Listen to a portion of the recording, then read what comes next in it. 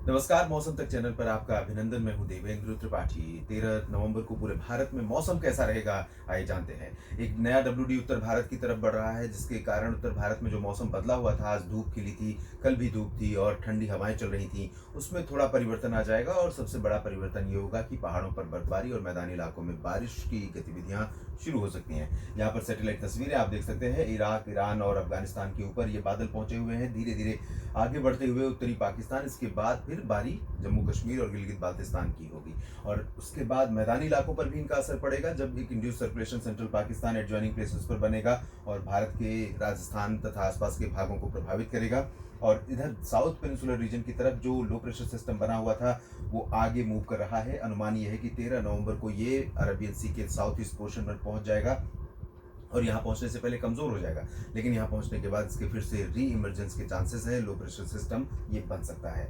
और इन मौसमी सिस्टमों के बीच में क्या कुछ बदलेगा, आइए समझते हैं। सबसे पहले शुरुआत साउथ से ही करते हैं, क्योंकि साउथ सिस्टमों की जो कंडीशन है वो बदल रही है। इसके अलावा एक इम्पॉर्टेंट फैक्टर ये है कि 16 नवंबर के आसपास एक नया लो प्रेशर सिस्टम बंगाल की खाड़ी के साउथ ईस्टर्न पोर्शन पर डेवलप हो सकता है। और जब ये सिस्टम डेवलप होगा, आगे बढ़ेगा, तो भारत के तमाम राज्यों पर बारिश होने की संभावनाएं बनेगी। काफी दिनों से सेंट्रल इंडिया में बारिश नहीं हुई है। हो सकता है कि कुछ राज्य सेंट्रल इंडिया के भी उस सिस्टम से प्रभावित हो, लेकिन इस समय साउथ कोस्टल एपी और पूरा पूरा का पूरा ये जो कोस्टल तमिलनाडु है, इन भागों में मूसलाधार वर्षा 13 नवंबर को भी जारी रह सकती है। पूरा नेल्लोर, प्रकाशम से लेकर श्रीहरिकोटा समेत तमाम इलाके ये आंध्र प्रदेश के प्रभावित होंगे। इसके अलावा अनंतपुर का भी हिस्सा है, यानी रायलसीमा के भी तमाम क्षेत्रों में बारिश होने की संभावना है, लेकिन रायलसीमा में हल्की से मध्यम बौछारें गिरने के आसार हैं। जबकि तमिलनाडु के इंटीरियर पोर्शन में कई जगहों पर तिरुचिरापल्ली, मदुरई, सेलम, कोयम्बटूर, वेल्लोर और कड्डलोर से लेकर इंटीरियर पोर्शन में तंजावुर, इन सभी भागों में कई जगहों पर हल्की से मध्यम, कुछ स्थानों पर भारी वर्षा हो सकती है। और केरल में भी अधिकांश इलाकों पर बादल लगातार घने छाते रहेंगे और यहाँ पर चाहे वो इंटीरियर पोर्शन हो या वेस्टर्न पोर्शन हो कोस्टल, इन सभी भागों में कई जगहों पर मध्यम से भारी वर्षा की गतिविधियां लगातार होती रहेंगी। जब ये सिस्टम आगे बढ़ेगा और लक्षद्वीप के पास पहुंचेगा और बंगाल अरबियन सी में ये फिर से लो प्रेशर सिस्टम बनने की प्रक्रिया में आएगा, उस दौरान यहाँ पर लक्षद्वीप के जितने भी आइलैंड हैं, इन सभी क्षेत्रों में मूसलाधार वर्षा होने की संभावना रहेगी और साथ ही साथ तेज हवाएं भी चलने की आशंका यहाँ पर रहेगी। साउथ इंटीरियर कर्नाटक की बात करें तो यहाँ पर और कोस्टल कर्नाटक के कई इलाकों में, कई शहरों में, बेंगलुरु, मैंगलुरु, हसन और मैसूरू, इन सभी जगहों पर वर्षा होने के संकेत हैं। आज भी बारिश हो रही है और कल भी होगी। आज रात में ये जो पोर्शन है साउथ इंटीरियर कर्नाटक और केरल का, यानी ये बेंगलुरु, मैसूरू, हसन, सेलम, कोयम्बटूर और कोचीन से लेकर ये वाला जो हिस्सा है, इन भागों में कई जगहों पर भीषण वर्षा हो सकती है। बेंगलुरु में भी आज रात भीषण बारिश हो सकती है। उसके बाद कल यानी 13 नवंबर को अनुमान ये है कि थोड़ा सा गतिविधियां कम हो जाएंगी, लेकिन बारिश साउथ पेनिनसुलर रीजन के कई इलाकों में अच्छी खासी जारी रहेगी। यहाँ नॉर्थ इंटीरियर कर्नाटक के रायचूर और गडग में भी बारिश होने की संभावना है। गोवा में भी वर्षा हो सकती है और गोवा के साउदर्न पोर्शन में ज्यादा चांसेस रहेंगे, उत्तरी इलाकों में कम चांसेस रहेंगे। लेकिन ऐसा अनुमान यह है कि उत्तरी इलाकों पर भी बादल बनेंगे और कुछ इलाकों में यहाँ वर्षा हो सकती है। साथ ही साथ रत्नागिरी और सिंधुदुर्ग का जो हिस्सा है कोंकण गोवा का, इन भागों में भी, सतारा और सांगली में भी कुछ स्थानों पर वर्षा की गतिविधियां देखने को मिल सकती हैं। और न सिर्फ 13 नवंबर को बल्कि 14 नवंबर को भी साउथ मध्य महाराष्ट्र और साउथ कोंकण गोवा के कुछ इलाकों पर बारिश होने के संकेत दिखाई दे रहे हैं। डिटेल में अगर आप महाराष्ट्र का मौसम जानना चाहते हैं तो अपडेट किया है वीकली वेदर फोरकास्ट, उसमें आप देख सकते हैं। इधर जो तेलंगाना का हिस्सा है, इन भागों में कई जगहों पर वर्षा होने के संकेत हैं। खम्मम और दक्षिणी भागों में, खासतौर पर ये वाला जो हिस्सा है, इन भागों में भले मॉडल बिल्कुल प्रेडिक्ट नहीं कर रहा है, लेकिन अनुमान ये है कि क्योंकि मॉइस्चर का फ्लो अच्छा बना हुआ है बंगाल की खाड़ी की तरफ से, तो यहाँ पर बादल रहेंगे और कुछ इलाकों में हैदराबाद के बीच में कहीं कहीं पर रुक रुक कर हल्की वर्षा हो सकती है। अच्छी बारिश की संभावना तो फिलहाल नहीं है, लेकिन थोड़ी बहुत वर्षा यहाँ पर हो सकती है। रामागुंडम समेत तो उत्तरी और मध्य तेलंगाना में बिल्कुल क्लियर और ड्राई वेदर रहेगा। विशाखापत्तनम और कलिंगापट्टनम समेत उत्तरी जो तटवर्ती आंध्र प्रदेश है, इन भागों में भी ड्राई वेदर की संभावना है। उड़ीसा, छत्तीसगढ़ और महाराष्ट्र के विदर्भ तथा उत्तरी कोंकण, जो मराठवाड़ा का रीजन है, उत्तरी मध्य महाराष्ट्र, उत्तरी कोंकण, इन सभी जगहों पर ड्राई और क्लियर वेदर रहेगा। और लगातार यहाँ पर अभी भी उत्तर पश्चिमी हवाएं चल रही हैं, लेकिन वो इस तरह से आ रही हैं, बार बार मैं आपको यही बता रहा हूँ। और ये हवाएं यहाँ पर मौसम को काफ़ी सुहावना, प्लेजेंटली कूल कर रही हैं, क्योंकि विदर्भ में भी तापमान में गिरावट हुई है, अकोला में भी गिरावट हुई है, नंदुरबार, धुले, जलगांव, नासिक में और मुंबई, दहानू में भी तापमान गिरा है, तो ये और नीचे जा सकता है मिनिमम टेम्परेचर, तो मौसम और सुहावना हो जाएगा। और सिमिलर कंडीशन आपको दिखेगी मध्य प्रदेश के पूर्वी हिस्सों में, सागर, सतना, पन्ना, खजुराहो, टीकमगढ़ से लेकर जबलपुर, मांडला, बालाघाट और अनूपपुर, डिंडोरी, शहडोल, रीवा, सिंगरौली, सीधी, इन सभी भागों में। इसके अलावा बैतूल, होशंगाबाद, छिंदवाड़ा में भी तापमान में गिरावट होगी। भोपाल, उज्जैन, इंदौर, धार, खरगोन, मंदसौर, नीमच, रतलाम, इन भागों में भी तापमान नीचे जाएगा। और उड़ीसा, छत्तीसगढ़ के शहरों में भी, चाहे वो केंदुझार हो, राउरकेला हो या फिर कटक हो, पारादीप, पुरी,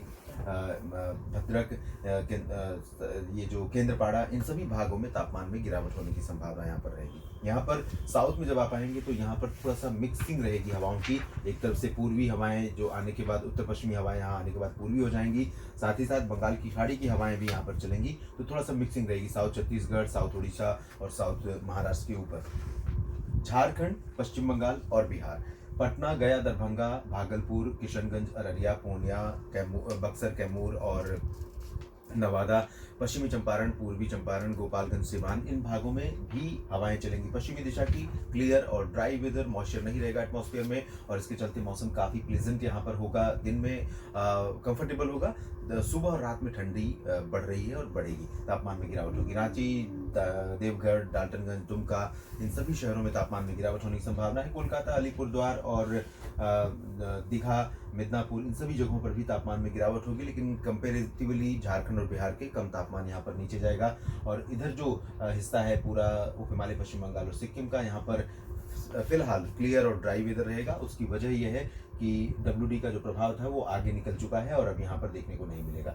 साथ ही साथ यहाँ पर पूर्वोत्तर भारत के राज्यों में फिलहाल क्लियर और ड्राई वेदर रहेगा। पूर्व से चलते हैं उत्तर भारत की तरफ, और यहाँ पर बिहार के बाद जो उत्तर प्रदेश का पूर्वी हिस्सा है, यहाँ पर भी वाराणसी हो, भदोही हो, जौनपुर, मिर्जापुर और सोनभद्र, साथ ही साथ प्रयागराज, प्रतापगढ़, अयोध्या, सुल्तानपुर, अमेठी, रायबरेली, कानपुर, फतेहपुर, लखनऊ और गोरखपुर, इन सभी जगहों पर तापमान में गिरावट हो रही है। और दिन में ब्राइट सनशाइन, रात और सुबह के समय थोड़ा सा धुंध और कुहासा, साथ ही काफ़ी ज़्यादा सर्दी महसूस होने लगी है अब तापमान में गिरावट के चलते, जो कि यहाँ पर 3-4 डिग्री नॉर्मल से ऊपर चल रहे थे तापमान, वो अब गिरने लगे हैं।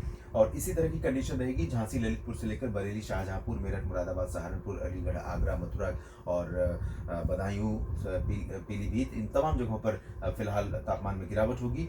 राजस्थान और हरियाणा, पंजाब के ऊपर कुछ इलाके ऐसे होंगे जहां पर बादल दिखाई देंगे, यहाँ पर बादल दिखाई दे सकते हैं। और हरियाणा में फिलहाल अगर हम देखें तो उत्तरी इलाकों में पंचकुला, अंबाला, यमुनानगर, करनाल तक बादल छा सकते हैं, जबकि पंजाब में पटियाला से लेकर रूपनगर, नवाशहर, फजिल्का, फरीदकोट, लुधियाना, अमृतसर, तरनतारण, पठानकोट, जालंधर, इन सभी भागों में तापमान बादल छाने की संभावनाएं हैं। और यहाँ पर जब बादल छाएंगे तो बारिश की उम्मीदें भी बन सकती हैं। राजस्थान के भी गंगानगर, चूरू, हनुमानगढ़, बीकानेर में कुछ स्थानों पर बादल छा सकते हैं, और हिसार समेत ये जो पश्चिमी हरियाणा है, इन भागों में भी थोड़े बहुत बादल दिखाई दे सकते हैं। लेकिन अगर हम बारिश की उम्मीद की बात करें मैदानी इलाकों में, तो हरियाणा के करनाल से नीचे, हरियाणा के ज़्यादातर जगहों पर, पंचकुला और अंबाला, चंडीगढ़ को छोड़ दें तो बाकी जगहों पर कल यानी 13 नवंबर को बारिश की उम्मीदें नहीं है। और दिल्ली में भी बारिश की उम्मीदें नहीं है, लेकिन दिल्ली में शाम या रात के समय बादल थोड़े थोड़े आते हुए दिखाई दे सकते हैं, जिससे आप 14 नवंबर को बारिश की उम्मीद कर सकते हैं। 14 नवंबर की सुबह के समय राजस्थान में फिलहाल क्लियर और ड्राई वेदर रहेगा, लेकिन यहाँ पर जैसे मैंने बताया थोड़े बहुत बादल आ सकते हैं। उन बादलों का असर अभी आपको दिखेगा नहीं, 14 नवंबर को हो सकता है यहाँ पर दिखाई दे। पर्वतीय इलाकों में काफी परिवर्तन हो रहा है, और पर्वतीय इलाकों में जम्मू कश्मीर, हिमाचल तथा उत्तराखंड के कई हिल स्टेशंस पर कल बहुत अच्छी बर्फबारी हो सकती है। ये सडन स्पीड, काफ़ी स्पीड में WD आ रहा है और काफ़ी स्पीड में आगे मूव भी करेगा, ज़्यादा सस्टेन नहीं करेगा, और 24 से 48 घंटों के बाद यहाँ पर गतिविधियाँ बंद हो जाएंगी। लेकिन पर्वतीय इलाकों में गुलमर्ग हो, काजीकुंड हो, पहलगाम हो या पटनी टॉप हो, या अगर हम शिमला की बात करें, धर्मशाला, चंबा, ऊना की बात करें, लाहौल स्पीति, कुल्लू मनाली की बात करें, तो यहाँ पर बर्फबारी देखने को मिलेगी। और केदारनाथ, बद्रीनाथ समेत उत्तरकाशी, चमोली में भी बारिश और बर्फबारी होने की संभावनाएं रहेंगी। निचले इलाकों में देहरादून, ऋषिकेश, हरिद्वार और नैनीताल, मसूरी, पिथौरागढ़, इन भागों में बादल आ सकते हैं, लेकिन बारिश की उम्मीदें यहाँ पर अभी फिलहाल 13 नवंबर को कम दिखाई दे रही है। लद्दाख में कई जगहों पर वर्षा हो सकती है, गिलगित बाल्टिस्तान, मुजफ्फराबाद में भी वर्षा और स्नोफॉल के चांसेस दिखाई दे रहे हैं। इस वीडियो में अभी इतना ही। लगातार जुड़े रहिएगा मौसम तक चैनल के साथ, आपको अपडेट करते रहेंगे मौसम में बदलाव के लिए।